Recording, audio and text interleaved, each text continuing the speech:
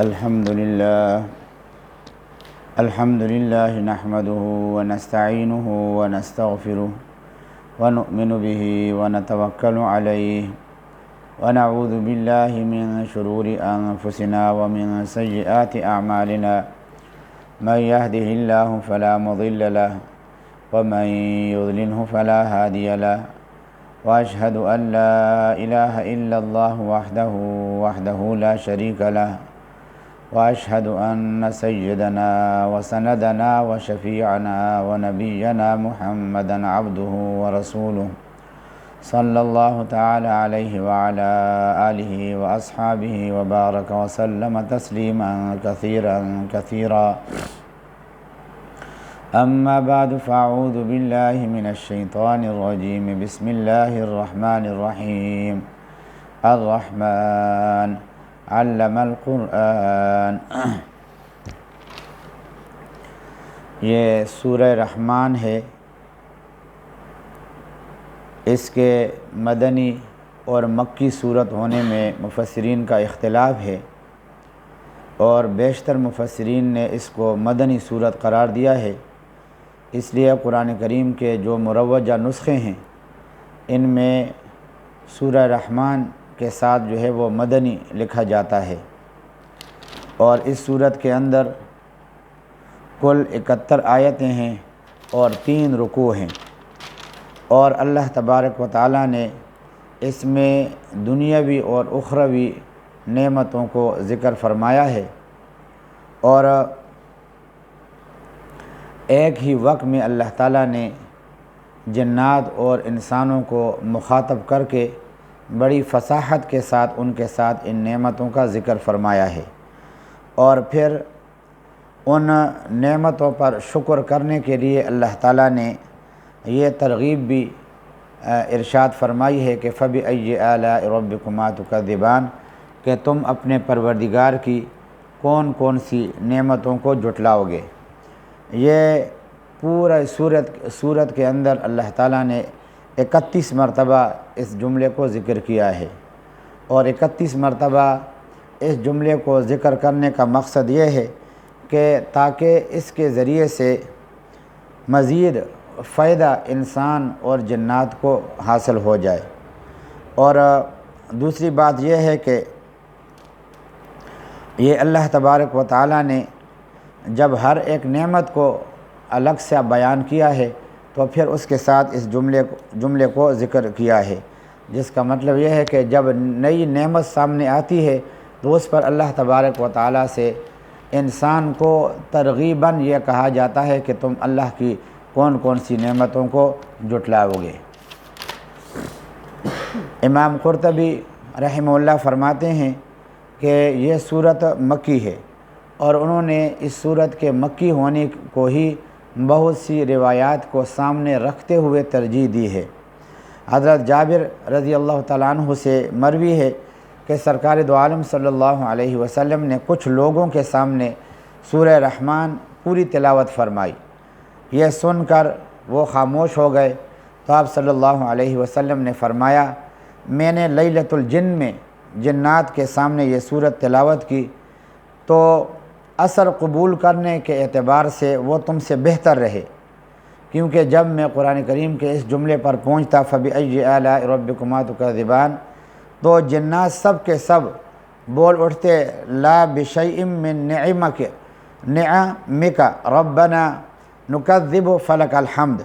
کہ ہمارے پروردگار ہم آپ کی کسی بھی نعمت کی تکذیب اور ناشکری نہیں کریں گے، آپ ہی کے لیے حمد ثابت ہے۔ تو اس حدیث سے مفسرین کہتے ہیں کہ یہ معلوم ہوتا ہے کہ یہ سورت مکی ہے، کیونکہ لیلۃ الجن وہ رات ہے جس میں آپ صلی اللہ علیہ وسلم جنات کو تبلیغ دینے کی غرض سے تشریف لے گئے تھے، اور وہ مکۃ المکرمہ میں ہی ہوا تھا۔ اور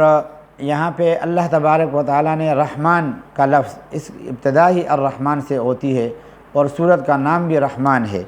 اس کی وجہ یہ ہے کہ کفار مکہ کو اس لفظ کے ساتھ بڑا ہی چڑ تھا، اور وہ کہتے تھے کہ رحمان کیا ہے، جیسے سورہ اعراف کے اندر آتا ہے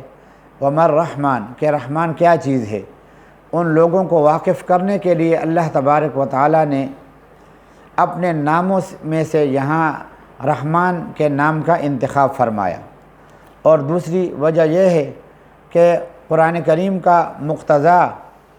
اور سبب داعی صرف اللہ تعالیٰ کی رحمت ہے، ورنہ اس کے ذمے کوئی کام واجب اور ضروری نہیں جس کا اس سے سوال کیا جائے، اور نہ وہ کسی کا محتاج ہے۔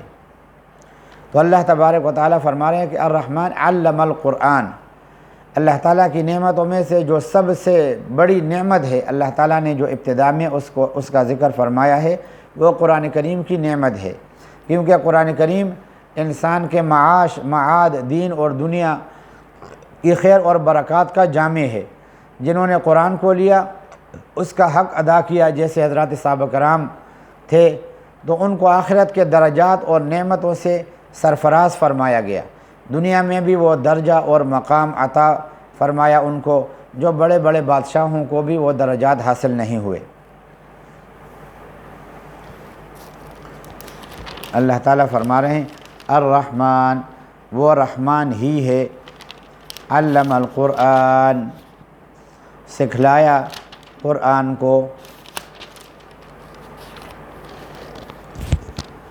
خلق الانسان، اس نے انسان کو پیدا کیا، علمہ البیان، اس نے اس بات کو واضح کرنا سکھایا، الشمس والقمر بحسبان، سورج اور چاند ایک حساب میں جکڑے ہوئے ہیں، والنجم والشجر یسجدان، اور ستارے اور درخت سب اس کے آگے سجدہ کرتے ہیں۔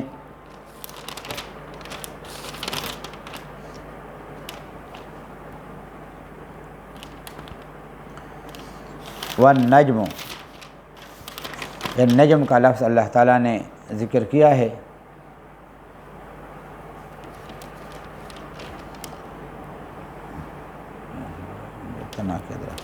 اور بعض فرماتے ہیں نا کہ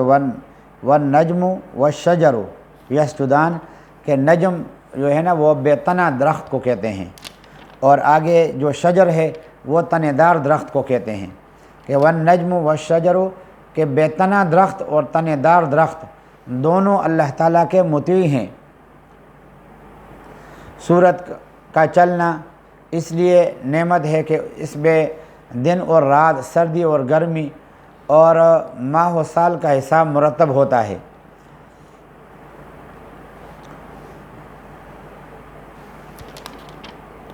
والسماء رفعها ووضع الميزان، اور ایک نعمت یہ ہے کہ اس نے آسمان کو اونچا کیا، ووضع المیزان، اور اس نے ترازو قائم کی ہے، اللہ تطغوا فی المیزان، کہ تم تولنے میں ظلم نہ کرو، واقیموا الوزن بالقسط، اور انصاف کے ساتھ وزن کو ٹھیک رکھو، ولا تخسروا المیزان، اور تول میں کمی نہ کرو، والارض وضعها للانام، اور زمین کو اس نے ساری مخلوقات کے لیے بنایا، فیہا فاکہہ، اس میں میوے بھی ہیں، والنخل ذات الاکمام، اور کھجور کے گھابوں والے درخت بھی ہیں، والحب ذو العصف والریحان، اور بوسے والا غلہ اور خوشبودار پھول بھی ہے، فبأي آلاء ربكما تكذبان، اے انسانوں اور جنات اب بتاؤ تم اپنے پروردگار کی کون کون سی نعمتوں کو جھٹلاؤ گے۔ خلق الانسان من صلصال کالفخار، پیدا کیا انسان کو بجتے ہوئے مٹی سے، کالفخار، ٹھیکرے کی طرح، وخلق الجان من مارج من نار، اور جنات کو آگ کی لپٹ سے پیدا کیا، فبأي آلاء ربكما تكذبان، اب بتاؤ تم دونوں اپنے پروردگار کی کون کون سی نعمتوں جھٹلاؤ گے۔ رب المشرقین و رب المغربین، دونوں مشرقوں اور دونوں مغربوں کا پروردگار ہے۔